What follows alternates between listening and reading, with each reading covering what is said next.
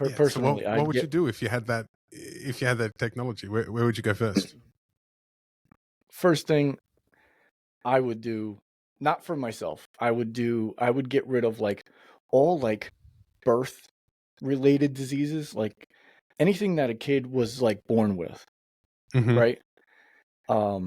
So like any kind of autoimmune disease, anything like that, right off the bat, because those are things that I believe would easily be kind of turned off or fixed with CRISPR, Mm-hmm. if you want to use those words. After that, I mean, kind of the sky's the limit, right? With CRISPR, you can, the more we learn with it, the better it's going to get. I think you'll be able to fix soft tissue stuff. So I'd fix my degenerative disc disease. I'd get the disc Yeah. space Okay. back. I'd fix all that kind of stuff. You're not going to be able to fix arthritis, right? The bone on bone stuff, unfortunately. At least I don't think. But I think the soft tissue stuff, if your cartilage is going down, I think your body would be able to switch over and kind of fix that kind of stuff. Easy fix, quicker. Other than that, I mean, what would you do? Yeah. Well, yeah. I was. My head went to how does this all happen? Like, I still don't get the technology with CRISPR. I hear about it, and it just sounds like magic. Like, is it? Yeah. How does it work? Do you know? From my understanding, it's basically like the human genome. So right, like they if they find what DNA strand turns on or turns off certain things, or what it's meant to do, Mm-hmm. then they can kind of fiddle with it. So like the first things they started messing with were like eye color. So they can Oh, okay. like change a person's eye color. I think they started doing it somewhere in either it was Eastern Europe or just Europe, and they were basically like giving, oh, we want our kid to have blue eyes. They were giving kids like blue eyes. It was pretty, before they even came out. It Ooh. was, and neither person has blue eyes in the family, so they just came out with blue eyes, these kids, and it was pretty creepy, right? So you can go to the store and like nitpick and buy your kid however you want them, and they're basically your kid, Wow. kind of. It's weird. Yeah. Yeah. I I'm imagine not. there must be a lot of ethical things Oh go yeah, for along sure. with that. I mean, think about it too. Like there's no more like, speaking about like organ donation, there's no more, or there wouldn't be any more searching for a donor organ. You could literally take your DNA, grow your organ without the disease, put it back in your body. Now there's no more anti-rejection meds. There's nothing like that. It's yours. You just put it in, plug and play. You're done. You need a new Wow. heart. It doesn't have the disease or the the malfunction that it had a birth defect or something like that. Say you had a birth defect from a valve. There's a lot of young athletes that are playing basketball and they just drop dead. What if you find that? You can literally clone your own heart, put it in this kid's chest, and now they can go on with their life. That's the kind of cool stuff, and it's like sci-fi, but it's real. And we're right there. We just got to take the red flag, the red tape off, and allow these scientists to go, all right, man, just go and do your thing, because it can save a lot of people. But we can also create a lot of like super soldiers too, and Oh, yeah, the possibilities are endless.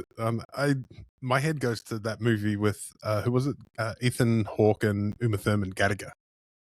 Do you remember that one? That was about genetic editing and creating children rather than having natural children, and Oh man, I can't remember the name of that. That was a good movie. Really cool. That was a really cool movie, and I like mind bending movies like that. Yeah, so I had that kind of science fiction in the end of the 90s. So then I hear about CRISPR and I'm like, I've seen that movie. It's not cool. Yeah. It's going to end badly. We're at that point where we will do something dumb with it. I mean, you're always going to. They're always going to. But I think that's kind of part of science, right? You have to let the stupid stuff happen so that the good stuff can kind of follow through. Like there would be no more disease. Now, the bad side of no more disease is overcrowding, right? People would Mm-hmm. live to like 150, 200 years. There'd be no one would get sick again. No one would die. How do you feed or house that many people? You can't. You'd have, instead of like having 3 generations alive at one time, you'd have like 6 or 7 or 10 generations alive at one time of the same family. Yeah, that'd be nuts. I wouldn't want to That'd be be really alive nuts. and see my great grandkid. Hey, you want to play catch? Because I still Yeah. can at 170. It's like, I mean, I kind of want to live that long so I can see cool things, but I don't want to live that long because, who the Yeah. hell wants to live that long and see that much crazy stuff? Gee, yeah, that'd be interesting, wouldn't it? That would be very interesting to see what we did with all the. Well, which age group would get biased? Like, because like in our society, I think everything is geared towards people between the ages of 30 and 50. Do you reckon that's fair? Yeah. They're the They're the teens people get that pay into taxes. Yeah, the most. Yeah, it's your major tax paying years, so you get all the you want stuff. So obviously that would change then, and where's the influence coming from? Which generation has more influence? I don't think it's necessarily generation. I think it's who has the most power. That's kind of what it always comes down to, really. Let's face it. We're getting on a different topic there, but yeah, we are, aren't we? Let me change my We can speaker. segue that into powerlifting. Because I think the power thing is one of the corrupting influences in the sport. And then if you had a population where everyone's living to well over 100, what do you do with all of those powerlifters now? Forget their own federation. They need their own country. Right. just all right. You guys can have give them New Zealand. It's small enough. It's wild enough to where they can hunt for their own food. Yeah. Or maybe Tasmania. Yeah. Tasmania might be better. I'd say New Zealand, like cleanest place in the world, best food, already inhabited by a really long tradition of super strong people that that know how to take care of shit. So I'm like, well, okay. And let's face it, I think most modern powerlifters want to either be Maori or Vikings anyway. So I'm like, well, let's just lean into that. Yeah, right. We can have northern powerlifters up in, you have Finland, and then we'll have southern powerlifters all based out of New Zealand. There we go. Can you imagine if like Ray Williams had a peak, like a peak level career, instead of it being like 5 or 6 years, it was like 30 years? How strong would someone like that get? That's easily 1,500-1,600 pound squat. Maybe 1,100, 1,200 pound deadlift. If you had 30 years to perfect your craft with a body that was built like Ray, that didn't break down, that didn't get injured, never broke down, it never broke, it only just built up. That's insane. Well, maybe we're seeing this with Colton. Kind of. I mean, the peptides and everything that they're using now are just insane. Maybe South Africans have got onto CRISPR first and they produce Colton. He's young too, isn't he? Isn't he like 24 or something? He's very young. He's young. And then you look at the Springboks, the South African national rugby team, and you're going, yeah, those bastards found CRISPR a while ago, and they're just using it to make mutants for sport. They always have somebody pop out of the woodwork every once in a while that does some amazing, stuff in whatever their sport is. And you always think, where the hell are they hiding from? Where are they hiding them? And CRISPR's the answer. Yeah, you're absolutely right. We're all They're just grown CRISPRing in a it. lab, and they're waiting for him to mature, and then they go, all right, this one's done. Put him out there. Let's see what he can do. Yeah, Colton's about to. I think he's trying to go for strongman too. Is he now? Yeah, and it'd be his great to overhead see. press looks absolutely insane. And I'm not quite convinced he can keep up with actual like world's strongest man guys, because you have to have a certain size to be Seems that world's way. strongest man. You know what I mean? You have to have a certain weight Yeah. to pull a truck. Because don't get me wrong, he's incredibly strong, but there are certain events where you need size. Like if you're 6'8", you're going to have an advantage loading a stone. If you're 400 pounds, you're going to have an advantage pulling a plane. Mm-hmm. Things like that. I don't care if you Definitely. deadlift 1,100 pounds. It's not going to help you. Might help you run a little bit quicker with those farmer's walk handles. Sure, absolutely. Yeah. I think if depending on that year, if that year is tailored more towards like the athletic strongman, kind of like the Mitchell Hoopers, the Martine Lisi's, stuff like that, Mm-hmm. I think he'll probably walk away with it. But if it's tailored more towards when Brian Shaw, Eddie Hall, those guys were kind of reigning, there's no way he's going to win. It was so heavy and so slow moving. It was truly world's strongest man at that point. I don't think he'd stand a chance. You just got to have size. I mean, those guys were like, what? Brian was like 460. Eddie was like 400 pounds, and Thor was like 440. Mm-hmm. Big Z was like probably 400 plus. But I mean, they were all just, they were mutants. Oh, monsters, yeah. Then you go, well, like you said, you point out there's exceptions to that, like Novikov and Lisa's. Right. Novikov especially. And don't get me wrong, they're not small guys. They're just athletic for big guys.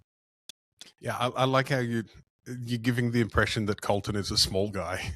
Yeah, no, he's not small. Like, not by any means. He's definitely in good shape. So there's probably a lot of room for him to add size to that frame. Yeah, good shape. I don't know what his heart looks like, but we don't know what anyone's heart looks like. So it's probably that's normal heart, and his is just completely. You reckon it's doing a fair bit of work? Anybody that is taking anabolics at a high level, you're doing a lot of damage.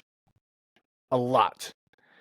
And there's no question in my mind that he's taking a lot of stuff. Now, is he taking it year round? Probably not, but it doesn't matter. His body's going to bounce back better than somebody that's in their 30s or 40s or somebody that's been doing it a long, long time. But he's still doing the damage. Mm-hmm. You have to eat a lot to get that big. I mean, I don't care what you look like. How many bodybuilders look fantastic and they're dropping dead? So it's not about what you look like. I don't know, man. So you've been around gyms for a long time now. What have you seen in terms of PEDs and heart stuff?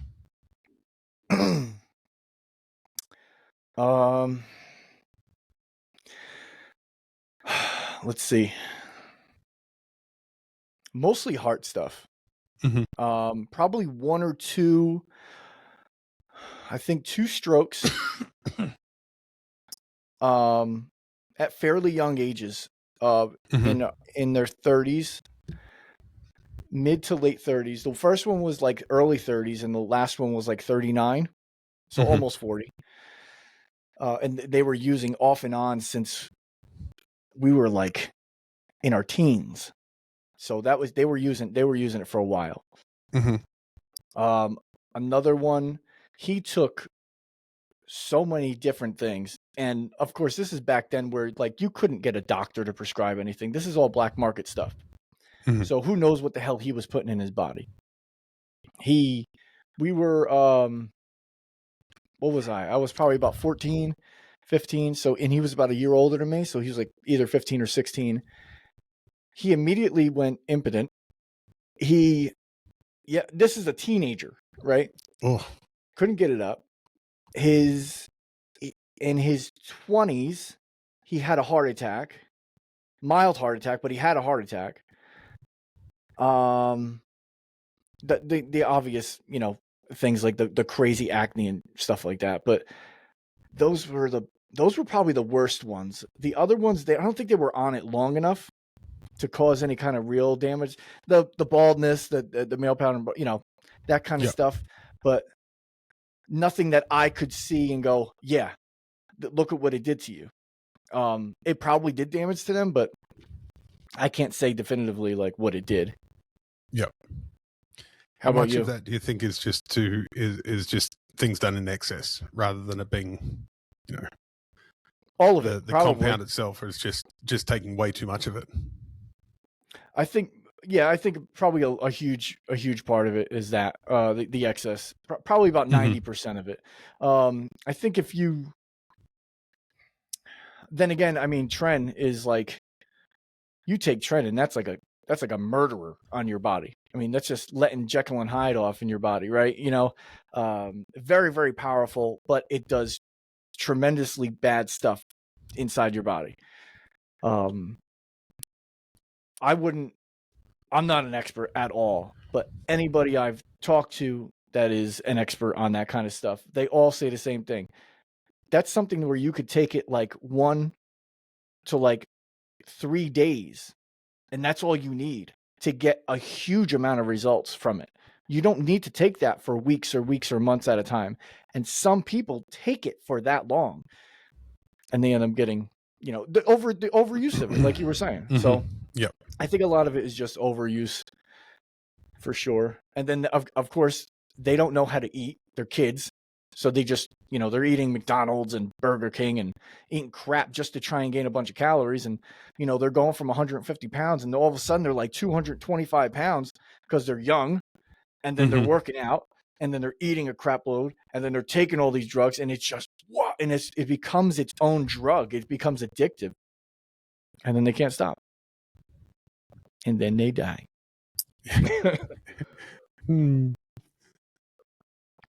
You're saying trend. I watched this. I monitored it for a little while. Every time a powerlifter like fully tore a pec, I would invariably, I'd either follow them on social media to find out what they were taking, or if I knew them, which was a few guys I knew, I'd actually ask them, and it was always trend. It was always trend, and then a pec rupture. Do you know what it is about tren specifically that seems to go hand in glove with muscle tears? You get so strong so fast, your tendons don't have enough time to catch up to the strength. Yeah, right. So like, if you look at any lifter that went from a drug-tested federation to a non-drug tested federation, and all of a sudden they're lifting enormous amounts of weight really quick, and then they pop a tendon. Why is that? A lot of people just blame the drugs, and there's no explanation for it. Your muscles will get crazy, crazy strong on these drugs, but they don't build tendon strength. Tendon strength is built over time, a long time. If you don't have that tendon strength, if you don't have the cable holding the elevator car up, you're right. Yep. Right. And it's just this, and you all of a sudden you replace the elevator car with, a 50-person elevator car, it's going to snap. You got to take your time. Okay. So if you're going to do this stuff, you have to take your time with it, but they don't want to take their time. They're, I gained 50 pounds on my bench. I'm going to try it. Imagine throwing 50 extra pounds on your bench right now and then just trying it. You're going to tear some. Yeah. Like that. Yeah. This is true. It won't be the muscle. That makes a lot of sense. Makes a lot of sense. I'm sure somebody will listen to this. There's enough people in my network that know a lot about this kind of area, and and have probably used themselves to. I'll probably get messages and calls from and go, you guys are full of shit. You know nothing. What? It's fine. Like, You're right. I don't know anything about taking it. So let me ask you then, where was the choice point for you for staying drug free or taking drugs? Do you remember there being a clear defining moment? I just never wanted to take it, to be honest. It never entered my mind. I was very ignorant to it when I was a kid. Mm-hmm. I would read the magazines. I would read Powerlifting USA. Any magazine where there was strength athletes. And I just assumed everybody just got that way naturally. Right? And I was like, well, if they can do it, I can do it. There's no way I can't do it. If you were reading Flex magazine, did you think that was natural?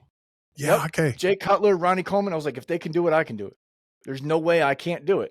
And I just kept that in my head for so long. And then I started competing. And in my first meet, which was a high school meet, I was a freshman in first year, and I was competing against seniors and all different age groups. If they were in my weight class, it didn't matter. And I competed against two kids that I knew were using because they just told me. And it was crazy to me. I was like, what do you mean you're using? And they're like, oh, we're taking these, these drugs and stuff like that. And it blew my mind. And I'm like, is that why they're stronger than me? Because I know I'm working harder than them. Like, I'm busting my ass. I'm training twice a day. I didn't know how to train back then. I was working out like with weights 3 hours, and then I'd go do cardio, and then I'd work out with weights another 3 hours. So I was an idiot, but it didn't matter. It was all about, if I just train harder, I'll be better, which was stupid, but you get the point. And it was, okay, if I can't beat the guys on drugs like this, then I can outsmart them. Mm-hmm. I'll eat better. I'll train smarter. I'll do all this kind of stuff. And eventually I started beating the guys on drugs. And then I got to a high enough level to where the drugs got better and the guys that were more genetically gifted normally than me started taking drugs, and they were just destroying everything. Yeah. So at that point I was like, you know what? I don't even care anymore. I don't make any money from this sport anyway, so why the hell would I destroy my body just to get some plastic medal? Right. You know what I mean? Now, if there were millions and millions and millions of dollars on the line, nah, I still wouldn't take it. You know what? I thought about that real quick. I still wouldn't, because I want to be able to walk around. I want to be able to hike when I'm 60. Mm-hmm. You know what I mean? The sport already does damage to you. Why the hell would I do more damage to myself and potentially just kill myself super early for nothing? Yeah, that's a fair question. That's a fair question. So I'm still trying to get over. You thought Jay Cutler was natural. Oh yeah, I was a really great. young kid, man. That's so good. I mean, to be fair, I never met those guys in person. They're just on magazines. Mm-hmm. And I trained in a bodybuilding / powerlifting gym. So I knew those guys, and I wasn't much smaller than them as a kid at 160, like the natural guys. I was like, well, okay, maybe it's just like the lighting and everything like that. They're probably, and they've been doing it for years. I didn't know Jay Cutler was only like 20 something when he was pro, and he was, this monster. Yeah. I didn't know that. I just assumed because everybody was older than me. But yeah, that was dumb. Yeah, it does. I remember, like one of the top Australian bodybuilders, really famous guy, Lee Priest, would always claim natural status. Wow. And yeah. And you always look at him going, dude, no. No. I think you're probably radioactive at this point in your life. But that was years ago. I know nowadays he's very, because of law changes around the world, he's much more open and honest about what he did and how he did it. But I know in the 90s, all these pro bodybuilders used to walk around and go, no, I don't take anything. Arnold used to say he was drug free. I mean, you had to back then. It was it was against the law. You can get thrown in Yeah. prison for that. Yeah. Yeah. So, You don't want to walk around going, oh, yeah, I break the law all the time. That's why yeah, I look the way I do. right. Yeah. I think it was in the United States, it was a class 2 or class 3 drug, or I don't know what the hell they called it, but basically it was like a federal crime, and you'd get thrown in prison for like 10 years or something like that. It was nuts. Yeah, right. Brian Kennelly, bench presser, he got thrown in Yep. prison. That was good. Is it I was that I for had his pets, book. was it? Or What's that? he was a mad bench presser. Just mad. Yeah. I had his book in his magazine when I was younger, and I took what I could from it. It was very West Side-ish. Mm-hmm. So that's where I learned like speed work and stuff from. That's where I learned bands and boards. I learned a lot about, more tricep strength from it. So I took what I could from it. There's always things you can take from or learn from people, even though they're doing things that you don't want to do, or they're bad for you. But definitely don't do that. It's a no. Don't I've go got to prison. I've got a funny story for you about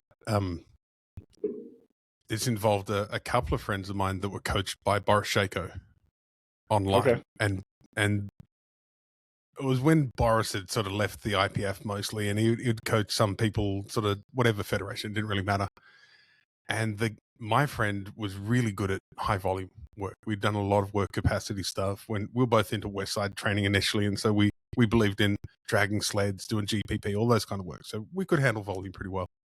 And Shaker would always give this guy much less volume and he would say, hey, I can handle it. I can recover. And this was the bit that really got me, was that Shaker's response was kind of along the lines of, no, you don't take gear. You can't recover from my stuff, which made me then wonder, like, how much were the Russians really juicing under Shako when he was the coach of that team? I know most of his guys were. I can't say for sure all of them, but I remember I can't remember what year Olympics it was, and he wasn't the coach for the Olympic team. It just made me think of that. The Bulgarian and was it the Russian team too? No, I think it was just the Bulgarian weightlifting team got banned from the Olympics because everyone tested positive. Right. Everyone. Yeah. And they were like, okay, we're just going to ban you for the next one too, because it's insane. Remember, Russia got banned. I can't remember what year, like early 2010s, for multiple doping suspensions. It was them too. Okay. Yeah, in powerlifting, I think that's when their top. I'm pretty sure Wilkes flew to Russia or something like that. I don't know. There was something cool about it. It was like they got surprised, and so that's when Belyaev got caught. Milanichev got his second suspension. Julia Zaglovia, their top female, she got busted as well. Mm-hmm. How people didn't think they were on him was like beyond me. Well, I think that was the really poorly kept secret, wasn't it? Is that, if you were at Worlds, you kind of knew. Like, I know guys in my weight class at multiple Worlds that we all looked. There was one guy in particular, the first time he came to bench Worlds, there was a bunch of us in the hotel swimming pool, and we watched this guy get in the pool, and every single eye just turned towards him and gone, that dude's taken a lot of growth hormone in his life. Like, it's just, the belly, the type of belly, that big tortoise shell kind of thing. Yeah. Looking at this guy and just going, yeah, that's another one. Like, look, he's got an extra ear on the back of his head. Right. And of course, like Victor Testov, he got popped for growth hormone in 2014. There wasn't anybody in the super heavyweights that thought he was clean ever. Like, we all knew, like that guy's using. It's really obvious. Well, a lot of countries they don't test. Like, if you look at the list of how many tests they do, they don't test at all. How they're in the IPF is beyond me, but you're supposed to have a certain amount of tests, but they just don't. Yep. I don't know. I think Russia they have like they're paid by the government too. Like, that's their job to lift. if I'm not mistaken. I could be wrong though. That's what I heard. I think there's a number of countries where you get state sponsorship, like Right. at least a subsidy, like similar to what guys like Ben Wright do over here. Like it's not a full time wage, but you're good enough at your sport that the government thinks you might win a medal at some point in your lifetime, so they go, well, here's a few $1,000s so you don't have to work so much. That's pretty cool. They don't do that over here. Yeah, there's a. Not for powerlifting, that's for sure. I'm gonna bite my tongue. There's a lot of things that your country doesn't do that other countries do, and there's a lot of things that your country is doing that other countries just going, no, you shouldn't be doing that. Yeah, it's an interesting time to be alive. That's for sure. You could say that. Hey, we normally talk about powerlifting, don't we? So they're much more specific. So what are we talking about this time, Jack? What's been on your mind? Everything. What do you? I wrote a couple articles, man. I mean, you know what? Sheffield happened, and you know how I'm always talking about knees caving in. Like I'm always screaming when the high level athletes come in, like Sheffield and Worlds, and I'm always like, why don't these coaches ever fix the athletes' knees caving in? And it could be from multiple different things. And I'm usually screaming that you got weak hips because of where the knees are caving in. But I wrote a new article of, hip structures like anteversion, retroversion, stuff like that. That could be explaining why knees cave in. But recently with Sheffield, some of the top female athletes, they missed lifts because they get halfway up the squat and their knees caved in so far. And I'm like, yeah, you need to, same person again, year after year. Guess who didn't work on their glutes? Open up your glutes. Anyway, but yeah, made me go, you know what? I'm sure other people are screaming that. Let me write something about hip structure, because it might not be glutes for everybody. Because if everybody's watching that and somebody just sees one of my videos or somebody else that's more popular than me and saying, hey, work on your glutes so your knees don't cave in, they might work on that, and that might not be the problem. It might be their hip structure, and they might not be built to squat with their feet pointed a certain way. And that's why I wrote that one article. If you want to go talk about that, or the article that I wrote recently that I sent to you, doesn't matter. Oh, wherever you want to go. Hear about para. Yeah, let's talk about that hip one, because kind of on my mind lately is like, who are these articles for? You get what I mean? Like, where are they going? Who do we want to read these articles? Truthfully, they're for me. I just rant. Like, I hope somebody hears me. Like, please, somebody listen, because you keep making the same stupid mistakes. But yeah, they're. I want to say they're for beginners to intermediates, but watching the top level athletes and how they keep making, they keep making very simple mistakes and they're not correcting them. It could be for them too, because even high level athletes, when you're a high level athlete now, honestly, to get to that level, you have to be genetically gifted in order to get there. And a lot of the times they kind of ride that genetic wave and they don't know how to get strong on their own. They don't know how to navigate, where somebody that's not genetically gifted, they know how to navigate through these plateaus and, oh man, I hit this plateau. How do I get around it? So somebody that started off weak, you'll typically see them have a lot more knowledge on how to gain strength, even though they'll never reach that 700-pound deadlift. And they might only be deadlifting 400 pounds, but they started at like 75 pounds. They know how to progress their strength and other people's strength because they didn't have it naturally. And I think the article's definitely for I think everybody can learn from it. It's definitely more for the intermediate to beginner or beginner to intermediate, but everybody can certainly learn from it if their mind's open enough. That's the thing, isn't it? Yeah. I think a lot of the time what your message is there's other ways to do this. It's not just one thing. That you may have heard it's this way through social media, that, because we seem to get very one note on social media because of the way algorithms and popularity works.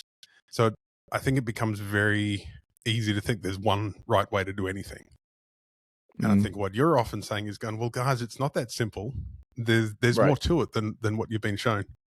Right. Because people are literally built different. And they can't do everything the same way. Yeah, so with that regard, I think that article is really great for just, I think, even educating just the broader population that, things are different, and there are important anatomical differences that will affect whatever you do. Right. What then is your 80-20 on that knee valgus or the knee collapse? Where do you go first? I mean, let me put this as I want to make it as easy to understand. If I'm assessing a client, I'm going to put them through a couple different things, right? If I notice that their knees are coming in, knee valgus, why? That's the answer, or a question, I should say. Is it structural, or is it a musculoskeletal weakness? Mm-hmm. Now I got to find that answer. So the 80 is why. Now I got to run them through the tests. The first one would be just do a squat. I want to see what happens. From that one squat, from the years of doing it, I can see whether or not I need to do a structural test, or let's do some more strength tests and see where it goes. Mm-hmm. From there, I can go based off of that. But I don't know if that kind of answered the question or made you more confused. More confused. It'd be easier if I had somebody here and showing you, but of course. Basically, if you squat down to a certain depth, and let's say you have, let's say you have hip a retroversion of the hip, basically your feet pointed out. Okay. Right. Yep. And you walk like a duck. And so you've been told the whole time. The dude that walks like John Wayne all the time. Right. Exactly. Yeah. And you've been told to point your feet more straight. And and bring your feet in a little bit and squat with your feet a little bit wider than shoulder width. That's it. And you squat down, and you kind of just get stuck right before you can hit depth in the squat. And then you start to try and compensate in your lower back rounds to hit depth. And then you start leaning forward and you stand up, and I can see that you get pinching in the front of your hip. Right. Yep. Structural. Right? That's a structural issue. Now I could just say, all right, do it again. Stand wider. Point your feet out wide. Now do it again. Can you hit depth? Yep. Hit depth, no problem. There's no pain. Back is flat, everything. Structural. There was no muscular weakness. Then once we work up in weight towards closer to their max, of course there's going to be breakdown. Then we can work on those muscular weaknesses. But if you're going to be able to see either it's a structural or muscular weakness with a body weight squat. Mm-hmm. That's it. You put a PVC pipe on somebody's back, you're going to be able to tell. That makes sense. At a competition, that would be the lifter that, the ones that you see them, they get close to depth. I'm thinking about the competition I was at the weekend refereeing. There was a couple of lifters that would get near depth, and you can see that they're trying to push for depth, but instead of their hips going down, they just fold at the waist. And so their chest and their knees get closer together, and the bar's going down, but their hips aren't going any further down. That could be a couple things. That could be one of those structural things. It could be that, or it could be, did they have long femurs? I don't buy into the long femur thing. This just leverages. If you have really, really long femurs, you're going to lean over more, and it's going to be harder for you to hit depth. Oh, no, I mean that when they get near depth, all they do is lean over. Oh, okay. And then Yeah. they just wouldn't go down anymore. They don't get any further down. Yeah, that could be. Yeah, most likely it's hip or ankle, a dorsiflexion. Yeah, dorsiflexion, or they don't have enough to keep sinking down, or they're just it's that. I'd have to see the person for sure, but just based on what you're saying, I would check knees and ankles. I'm sorry, hips and ankles first. Hips and ankles. Okay. So what if somebody didn't, I'm trying to come up with a good question for you so you can show how smart you are. I'm the smartest man in the world. I'm like that guy from RP. Renaissance. I'm not going to say his name. We'll leave a pause for people to Google RP. What was I saying? Oh, question. So what if we had to boil it down, make it really, really simple? What's the essential element that somebody needs to be looking for? How do you play with this at home? Bodyweight squat. Take video and be truthful with yourself. Take your ego out of it. Don't post everything. You don't need to. Really, if you want to get better, you're going to have to point out the shit you suck at. And if it's something you can't fix with, exercises and it's structural, there are ways to fix it. You don't have to squat like your favorite lifter. You don't have to squat your feet straight and narrow. Maybe you have to stand wide and point your feet like really far out. And that works for you. A really simple rule of thumb is if you're comfortable doing that with your body weight, whatever position you're in, you're probably going to be comfortable lifting heavy weight with it. If you're not, and I'm not talking about uncomfortable, meaning like if you get into a heavy squat, you have to be uncomfortable to brace and stuff like that. There's a certain level of being uncomfortable. I'm talking about uncomfortable, like it hurts to get into a position. You shouldn't hurt just doing a body weight squat. You should feel completely natural, completely normal. And then that's where you go from there. That's where everybody should take this article and read from that and then go from there. There's exercises in there and tests how to do that. You could figure out what you are. 80% of the people just have normal hip structures. So if you read this, you're probably just a regular person walking around with normal hips. But then there's some people, anteversion, feet are completely straight. They feel great doing that. And their feet are super, super close together when they squat. Oh, they have strong quads. Well, yeah, probably. But that's because they have anteversion. It's just naturally how they are. They're not going to be pulling sumo either. Try and pull sumo with anteversion. Go ahead. It's not going to happen, is it? You're going to blow your hips out. And you're going to, I'm sorry, you can pull it. Your feet are going to be pointed really straight. You're probably going to be pulling like a close, like Ed Cohen type sumo, or what's that dude that just won Sheffield? He set a really high number. Doesn't matter. Really close sumo. You get what I'm saying. It's almost like a conventional type sumo. Your hips are going to shoot up really high, real quick. You just can't stand wide and pull a super wide sumo. It's not going to happen with that kind of hip structure. Sorry. Fair enough. I've got to stop saying It's a bad habit. I haven't had enough coffee. How do you test this at home? Let's make it really actionable. How do you find your squat stance? How would I find mine? Or just a person in general? Both. Give us the general rules that if I can mess around at home and get close enough to what feels best. Like if it feels clunky or doesn't feel good, what do I alter first? Where do I start? First things first, you want to warm up, right? Because if you're tight in general, nothing's going to feel right. And you're going to go, oh, I have this. No, probably not. You're probably just not loose yet.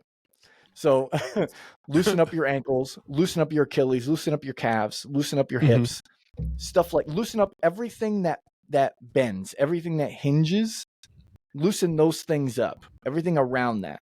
So I know a lot of people don't like foam rolling, but it works to help loosen things up. You don't have to do a lot of it. Do like 10, 15 passes on each little muscle. Do like a little, maybe 10 minutes on a treadmill, and then do, leg swings, stuff like that, like dynamic warm-ups. Mm-hmm. You'd be surprised at how much better you feel and how much deeper you can squat just body weight. You can do deep squats, or I'm losing the name of it, but basically you grab like the end of a squat rack and you just squat all the way down and just kind of sit in that position. Oh, like That's a prying squat. Right. That's going to tell you a lot. That one position is going to tell you everything you need to know of where you're comfortable. You're going to know whether or not your feet feel good close, wide, medium, your toes pointed out, your toes pointed straight. Because if your back isn't flat, that's not good. Once you can get your back flat, you're below parallel, and wherever your feet are, try and mimic that stance when you put a bar on your back. That's one easy test. Then there's other tests. I believe it's called a Craig's test. Or you just sit on the edge of a chair. You can internally rotate your hip and see how far it goes. You can externally rotate your hip and see how far it goes, and do the same thing on both sides. And then you can lay down on your stomach, bend your knee, and do the same thing, internally and externally rotate. If you have less internal rotation or less external rotation, that will tell you whether or not you're more anteversion, retroversion. If you have equal on both sides, you're most likely just have, normal hip structures. If there's one that's uneven, that could be something completely different. I'm not going to get into that. It's just like musculoskeletal, and you could just be tight on one side, and a weakness in the glutes and all this other kind of stuff, right? But let's just say there's no weakness or tightness or anything else, right? If you have equal on both sides, you just have normal hip structures, and then you can kind of go from there. But that deep squat, that's going to tell you everything that you need to know right off the bat without even doing the first test or the second test. Once you do that, you can do the other tests to kind of figure out, okay, where do I need to go from there? Do I need to point my toes out really far? Do I need to point them in, or do I need to point them straight, or somewhere in between? Sounds doable. I know. I wish I had like a little card to show you right here. It's in the article. That's why I put the images, because I knew people were going to read it, and I love making my articles really, really easy to understand. Because I don't want to like blurt stuff out and then discourage people from like, I don't understand this shit. Like, what the hell is he talking about? I want everyone from every level to understand it. Like, I write things so that my mom can understand it. And when she reads it and goes, wow, you know what? You were telling me that. Why didn't you tell me how to do that before? I'm like, I do, Ma. I do it all the time. You just understand it when I read it.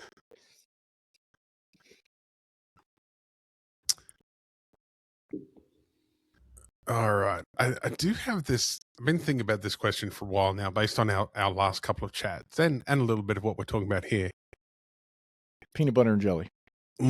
Yeah. Peanut butter jelly time.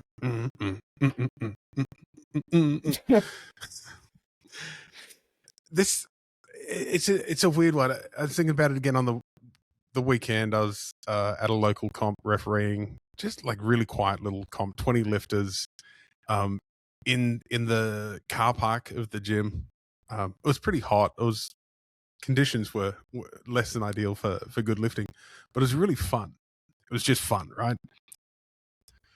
Wasn't anybody there that was there was a guy in his 80s that had a world record, and I think in his weight class and age group, I think everything he does is a world record, just because he's the last one left. But the point being was that it wasn't full of lifters trying to set the world on fire.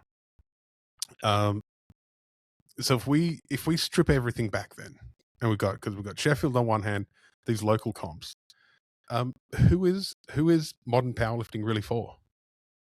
Like, who's it designed to serve? What are we doing with this? Didn't we? I believe we talked about this last time, didn't we? We touched on it. We got there. I think we circled it, and so that's why I wanted to come back to it. The jerk in my brain wants to say it's for the promoters and for everybody that wants to just collect money, because I can't see this being for anybody except for the top lifters, because they're the only ones making money. Local level lifters are not making money, and if they are, it's it's very far and few between. If you want to do it because it's fun and it's something to just try and do, yeah, because it's not like it used to be where it was like this cult thing where nobody knew about it. And like when I started in the late 90s, it was, you did it because you just wanted to be strong as hell. Mm-hmm. The competition was just some place to do it with other people that were like-minded and see if you could beat them. But now it just seems to be more of a popularity contest. That could be me looking through it through a social media lens. I don't know. Yeah, I've been could be. I've been removed from competing for 10 years now.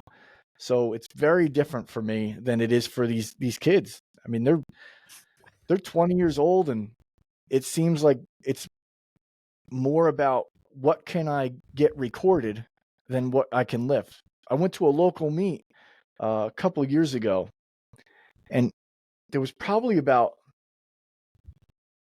I don't know, 5 or 6 lifters. This is just a regular local meet. This wasn't states, nothing like that. And they all had like professional film crews with them. Yeah. And I'm like, what are you, like, who are you? Are you somebody? Do I not know who you are? Because I've been doing this for a while. Like, I should know who you are. And they're squatting like 300 pounds, 400 pounds. And they have like, they got a camera person. They got a guy with a mic, like a sound crew.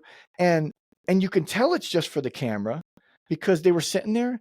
And then the camera guy's like, go. And then they go, whoo, and they amp up like as soon as they say like, go. Like, okay, I'm recording now.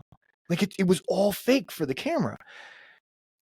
And I'm like, okay, maybe they get paid for like through like maybe sponsorships on social media or something like that. I don't know, but maybe that's who it's for. Maybe it's just for ad revenue at this point. I want to go back to the promoters bit. How you said last time you think promoters make a lot of money? That's what I think. Yeah, I don't think. I mean, listen, dude. I don't think there's that much money in it, to be honest. I think you can make a living off of it for sure. Yeah. I don't think you can get rich necessarily, but I think you can make a good living off of it. Yeah, 100%.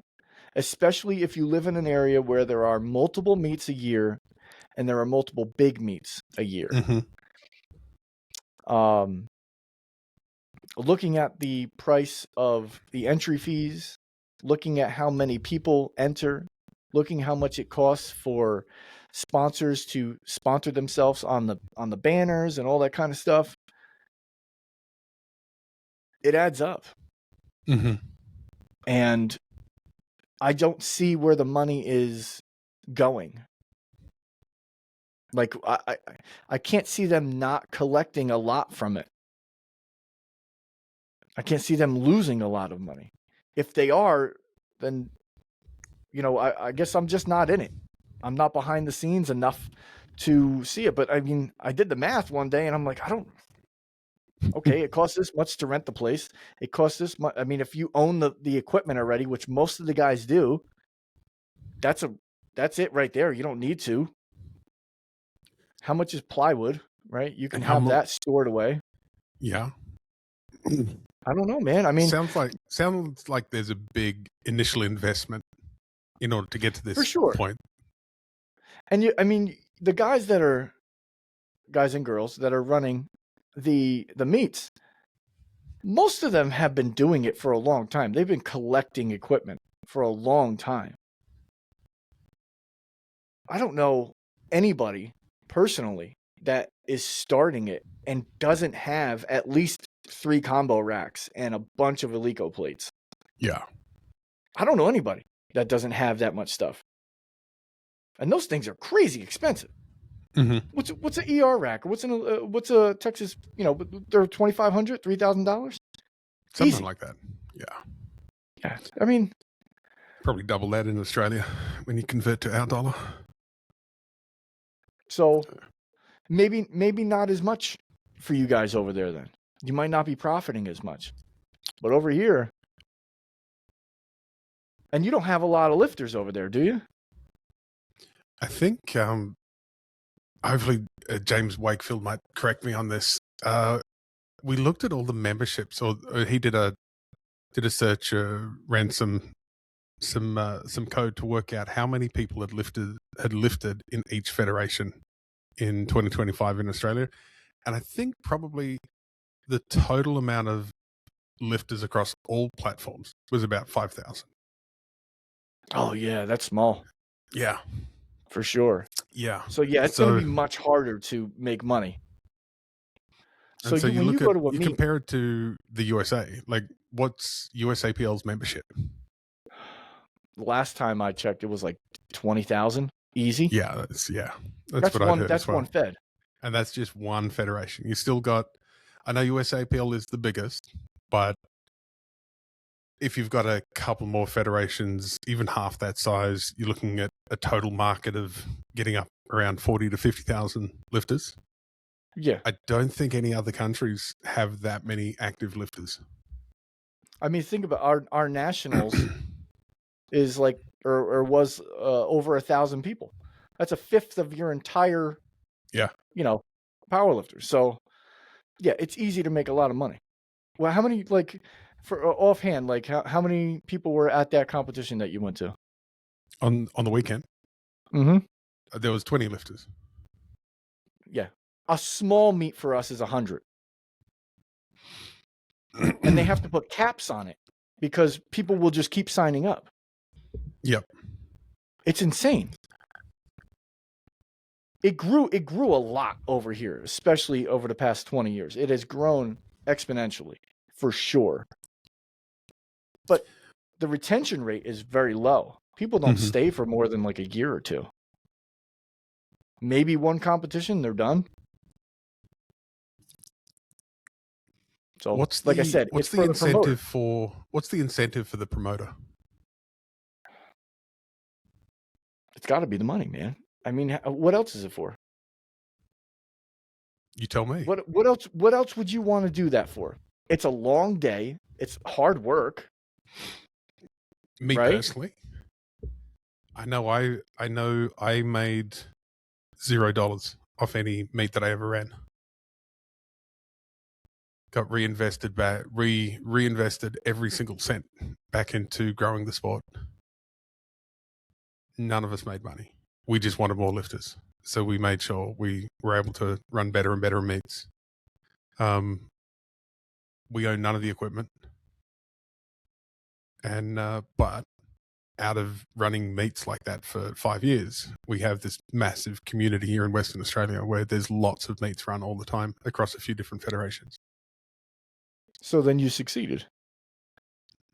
Well, yeah. Like we achieved our goal every time. Right. Our incentive wasn't money. But you can say that if you took that money and didn't reinvest it, you would have made money. Peanuts. If you had the same amount, it would not have paid for. If I paid myself an hourly rate, I would be below minimum wage. No, not for 20 lifters. No, not for sure. But if you had 100 people, definitely not for. Remember, when I helped take our sport from competitions of 4 lifters, 7, 12. How does the timing even work on that? Dude, read the rule book. You had time at the end of the round. God. So this is a lot of areas around the world where powerlifting wasn't completely embedded, really popular, super, lots and lots of infrastructure. There are a lot of people around the world building little federations up from out of 10, 20, 30, 40 people and trying to get it to the point where, well, we started in 2007, and by 2015, we had Fitness Expo comps run over 2 days with 6 sessions, a couple hundred lifters, including internationals, 150,000 people walking past. But that was also part of that got sunk back into the federation to continue to grow the sport. Everything was, nothing was, no one was making money. That's like a world of difference. It's a very different approach in most areas of the world. It's very different to the USA. Yeah. The one promoter over here, he spent $500 on a Santa Claus outfit and like elf shirts for the spotters and loaders. Yeah, did he have Superman badges on all of them as well? No.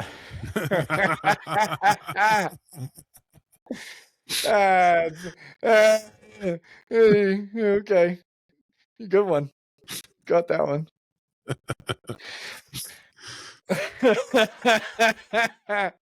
Okay, so what's the incentive for?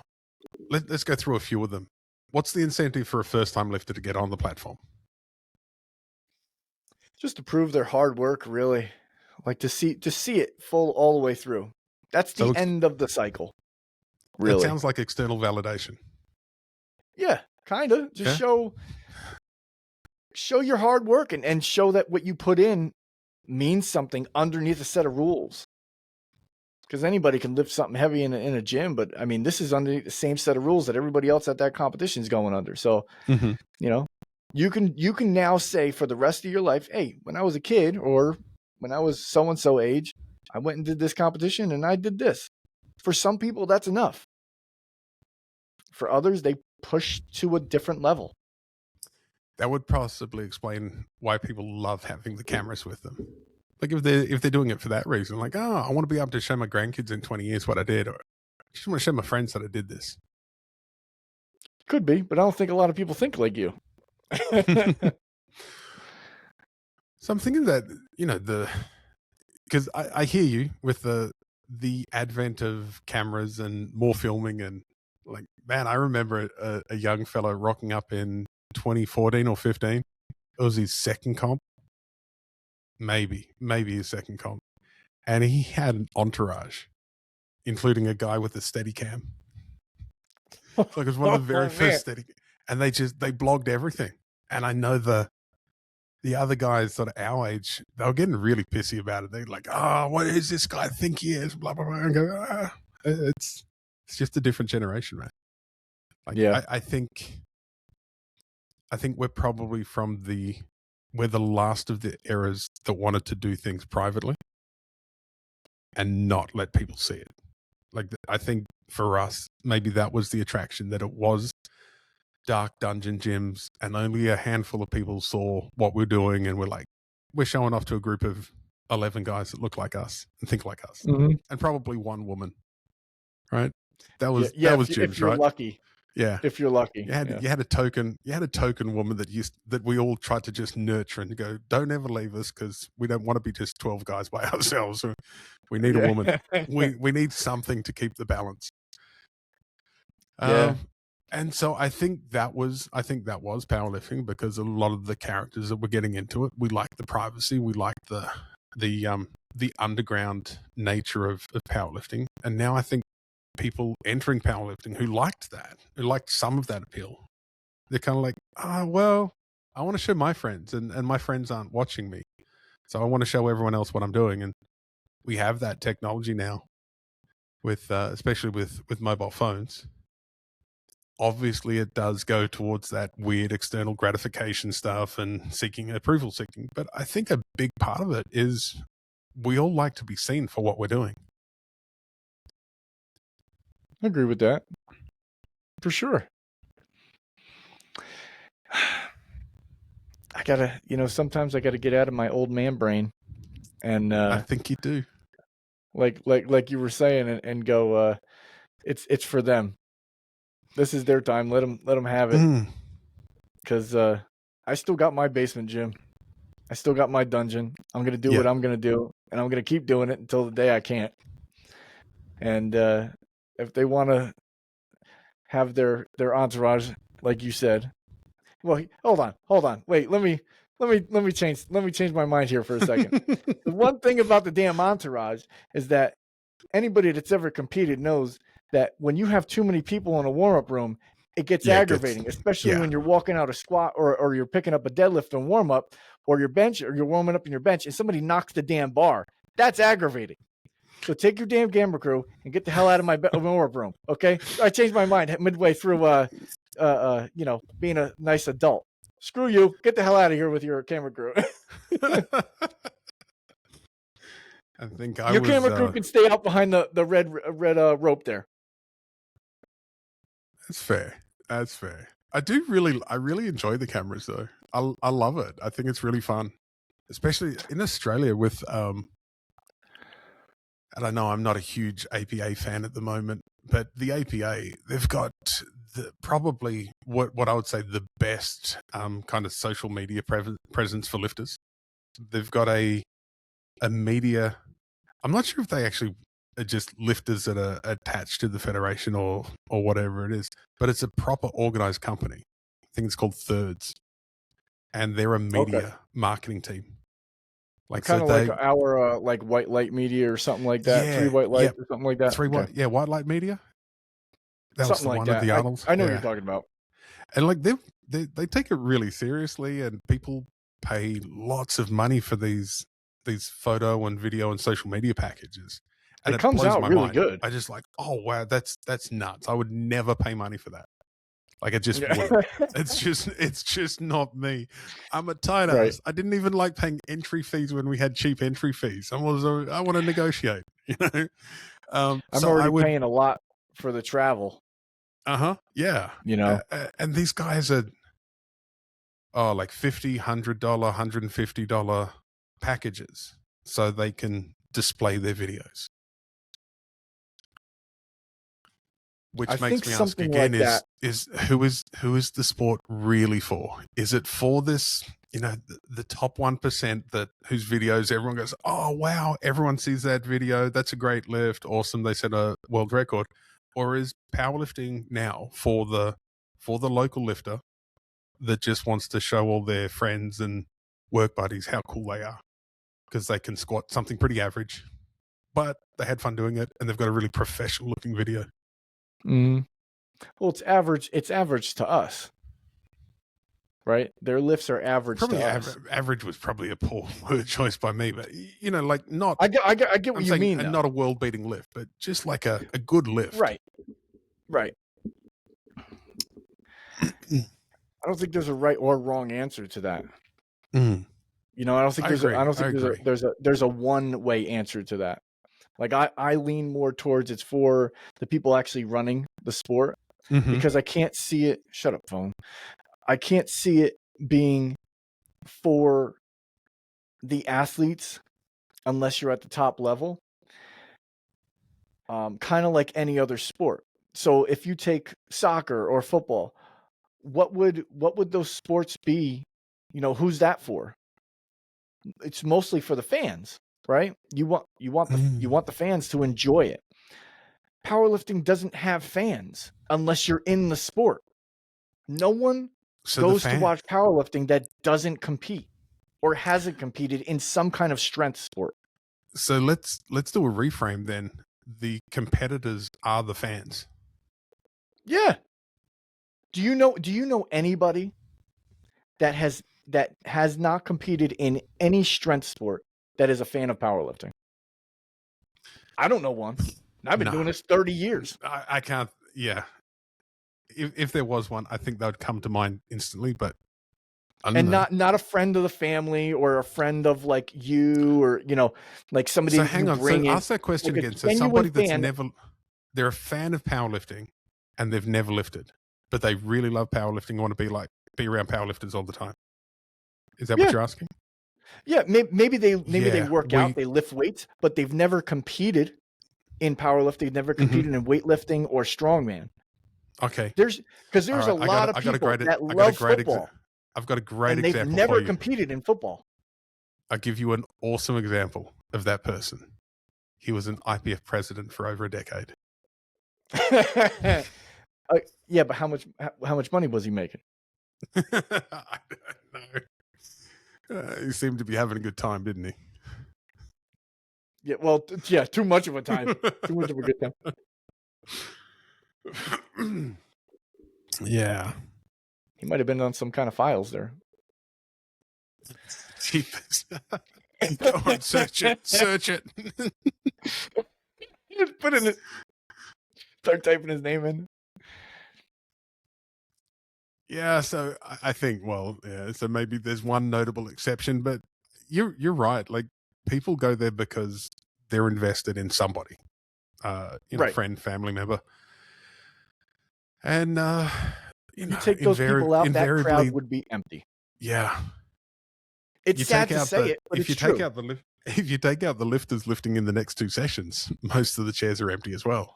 Right, exactly, because they're just sitting on their asses, just waiting. Yeah. Okay, I gotta warm up and I gotta weigh in.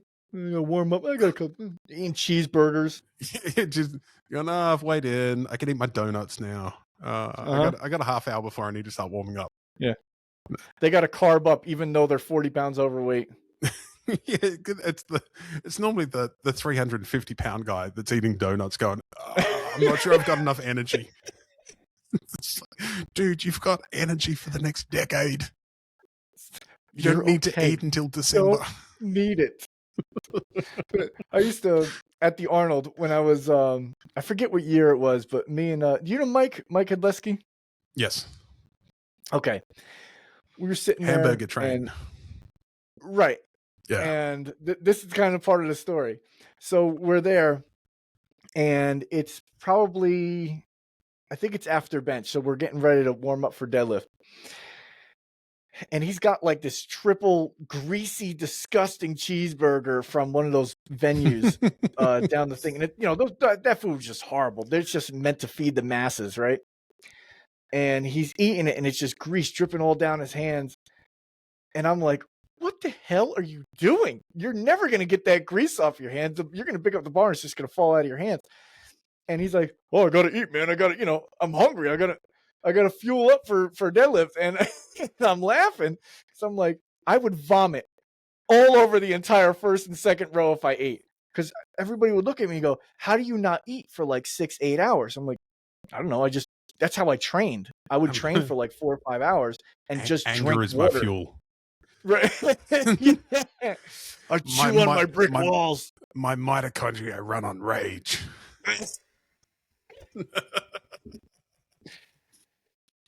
I just used to build up so much pressure, like in my body. Like if I ate, I just puked. So it was like I couldn't even drink like a protein shake afterwards. It took me like an hour before I could get that thing down. I can't even imagine what that would have been like in tight gear. I can't imagine. Because my friends would tell me in the gear, they're like, the pressure is insane. Because I wore a squat suit a couple times, and I was training for a meet. I did one geared meet, and my eyes felt like they were gonna fly out of my head. It blew out the whole left side of my face. It looked like a plum. It was insane.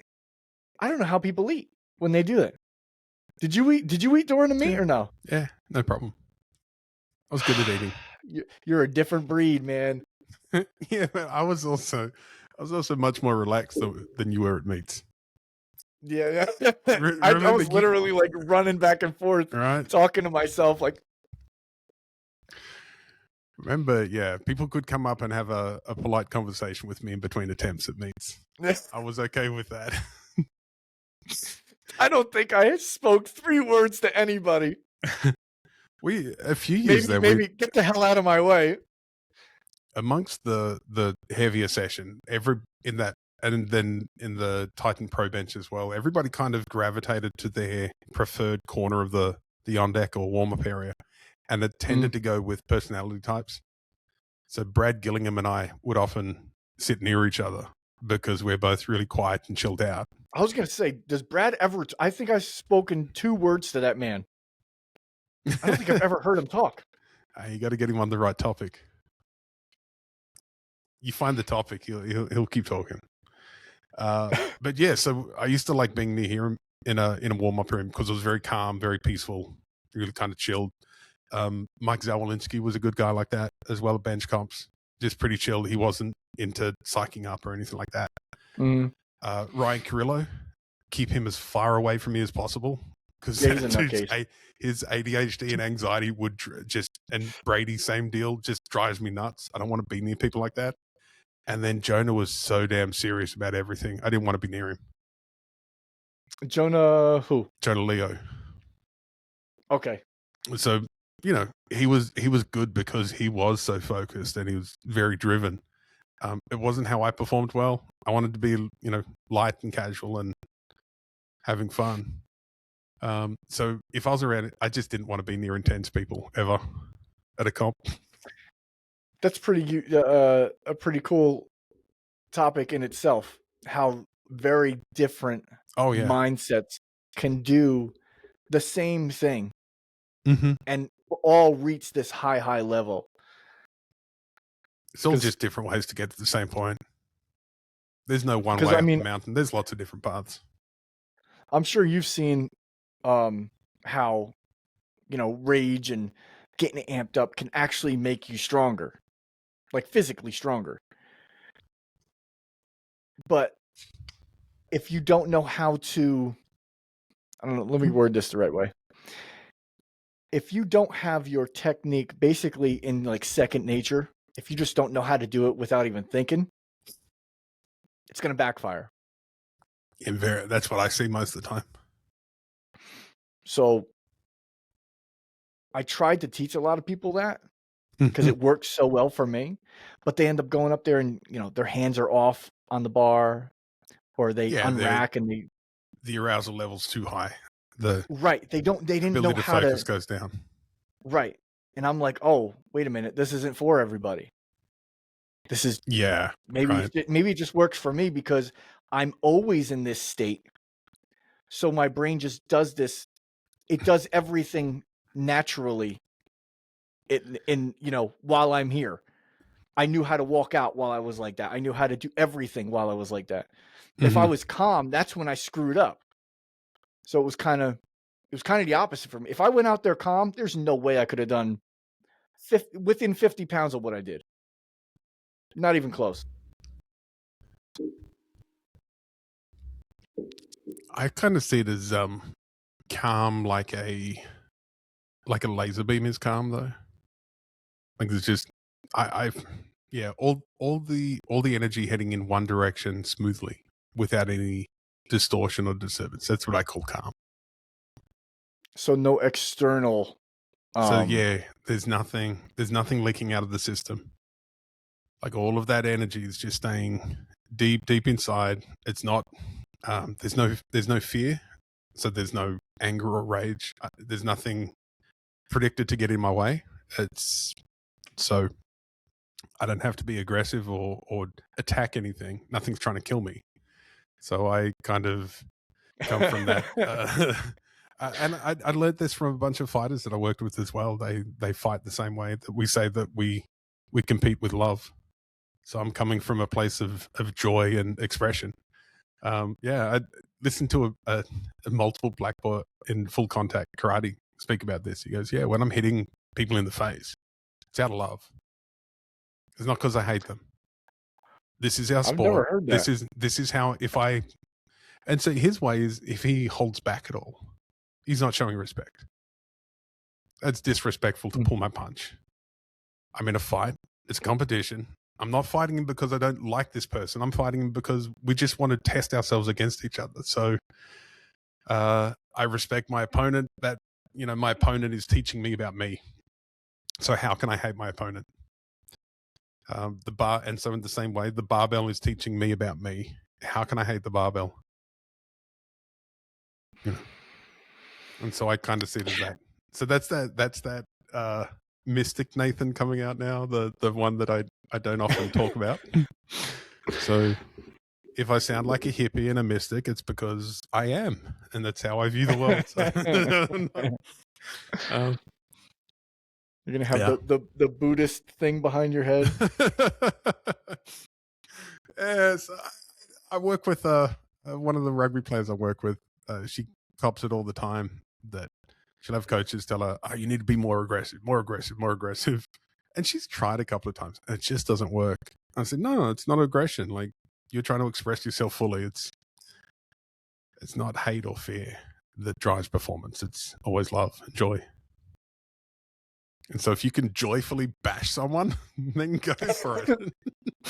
I can't hurt you. If you could joyfully run through people while holding a football under your arm, go and do it. Why do you have to do that out of hate or fear? I think we're just taught really different here in the U.S. Oh, it's how we're taught in Australia as well. This is me. This is a very me thing. Okay. Yeah. Okay. This is not. I was like, not Australian here, at all. It's like, okay, I want you. Like my football coach, I didn't play football in high school, but I tried out, and they wouldn't. I didn't play because they didn't want me to. They wouldn't let me play the position I wanted to play. I wanted to play linebacker because I wanted to. My exact words were, "I want to rip the quarterback's head off," and he was like, "Listen, you're too small. You're not going to be able to." I was like 155 pounds, but they didn't know that I was like, moving the same weight as the guys that were 300 pounds. Anyway, what the hell? Where was I even going with this? We're talking about aggression and the way it's coached particularly in the US. He's like, "I want you to go out there and I want you to rip his head off, blah blah blah," and he's like screaming and stuff like that. And that's kind of how like the coaches were when we were kids. He's telling this to like 14-year-olds and stuff like that. And I'm thinking about it now, and I'm like, that's probably not a really good thing to say to like young kids. Like, you probably shouldn't be talking about ripping people's heads off and spitting down their necks and stuff like that. Like, that's pretty horrible. But I get it. You gotta, if you're gonna hurt somebody, you gotta have some form of like, I don't like you in there. At least for me. Like, I'm not going to hurt somebody I like. I'm always going to hold back. Even somebody I respect. I'm always going to hold back. I have to not like you in order to run my body through you. Oh, see, then I would just beat you up until you hit me hard enough. I would help you get there. Don't worry, I would help you get there. Just shoulder press you. It's like, you're holding back, man. I'm gonna. All right. Oh God. Pick you up. I love you, Nathan. This is me showing you respect. Boom. I think going back to the rage one, I think it's the pantomime. Yeah, it becomes a bit of a pantomime, in my opinion, and you see it at powerlifting competitions, particularly with junior men. Which I'll tell you a fun story about junior nationals last year refereeing, because it can get out of hand, and I kind of enjoy watching the spectacle anyway, so I want to encourage it. However, in the IPF, we have a very clear rule that you can't let the public see what you're doing. Like, if you want to like slap each other, hit each other, beat each other, do all that kind of stuff, take ammonia, do it behind the curtain where we can't see. Oh, you can't take ammonia either. Not in front of the crowd, no. Oh, I didn't see that one. I knew it was the slapping. I didn't. The slapping, for the most part, whatever you can keep behind the curtain is going to be better, no matter what. I think ammonia and smelling salts is all right. I need to double check. Okay. Willing to be wrong on that one, but definitely what is it? The beating, thrashing, or whipping. Yeah, I like that. And the whipping, I reckon that was put in there for Robert Wilkes. The way he used to chase his lifters across the platform, slapping their back, it was intense, man. It was a whip. It wasn't a hit. And so I went out the back. Actually, I went up to the warm-up room to these guys, and I just said, listen, I'm going to put a piece of tape on the ground out there so you know exactly where the line is. Behind that line, you can beat the crap out of each other, do whatever you want. Like, I'm all for it. You go for it, but just not in front of that line. And so the, very thin curtain for the on-deck area, and the noises coming out of this on-deck area were just incredibly funny because obviously we couldn't see what was going on, but you just hear all this. He's like, all right, here we go. Dude's coming out limping onto the platform. It's like, oh, I love watching it. I'd never try and discourage it, but it's not something I ever do with my lifters. And we take a very, very different approach. That if you see somebody that I've walked with, they'll tend to walk to the bar like they're a stoic bronze statue, like no emotion, just very clear and calm, no up, no down. Now that doesn't depend on the athlete for you. Sorry, that doesn't depend on the athlete for you. You won't treat a different athlete like a certain athlete differently. We all get there eventually. I think some of those. I think the external emotions are a distraction. So we work away from distraction and just it becomes more about accepting whatever's there at the time, not trying to do anything with it, and then going and doing the job. I think what tends to happen is the lifter will go, oh, I'm feeling nervous. And you go, well, fair enough. You should be nervous. That bar's quite heavy. And then the nervous, if you can work with it, it turns to excitement. And the excitement, it's like, you get like this, starting to get a lot of energy going forward. And if you can keep the lid on it, you can create a lot of power. But if you let the lid off, it's like making popcorn. The popcorn just goes flying all over the kitchen. And so I see those little bits of popcorn as anytime somebody talks, does a little psych up or whatever, they're letting popcorn out. And so I work spend a lot of time working on emotions and self-regulation and all those kind of things. This is, remember, I came from being a pastor and a chaplain into powerlifting. That was my way in. So I bring pastoring and chaplain tools to powerlifting. I can tell. I can tell because it's. I like the way you put that with the popcorn. Because I'm over here. I'm kind of like a firecracker, except with a closed hand. Pop. Right. Bang. You don't have fingers anymore. Where's my hand? Right. Exactly. I think you're over there being all nice and stuff with popcorn. Yeah. I'm like, just chill. One of the best examples I ever saw was Blaine Sumner when he came out to Australia in 2012, and he became the first drug-free lifter to squat 400 raw. That was in Melbourne at our, what do we call it, the Pacific Invitational. He went for the world squat record. I went for the world bench record and missed. I don't think we had anyone pulling for a deadlift record though. Anyway, about Blaine. He had his headphones on back then, and he would just pace up and back like a raging bull.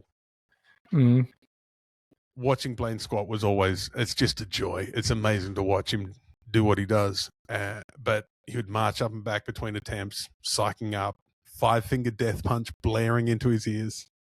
I had to listen to that, man. I can't stand it. It's just angry. It's like, listen to some Neil Diamond or something, man. Creedence Clearwater. Neil Diamond. Get some Stevie Wonder in your life. Stop being so mad. But going back to Blaine though, watching him crash after the squat was really telling. And that's something that he then worked on for a lot of years, to not crash, to be able to get psyched up, be able to come back down and then psych back up again. What I've been seeing for years now at most powerlifting comps is people that try and psych up before their first attempt and then just stay there for the rest of the day. And they're taking ammonia, drinking Red Bulls, eating lots of sugar, trying to maintain that high. And with my guys, we're always trying to complete the cycle each time. So reset to 0 in between every attempt.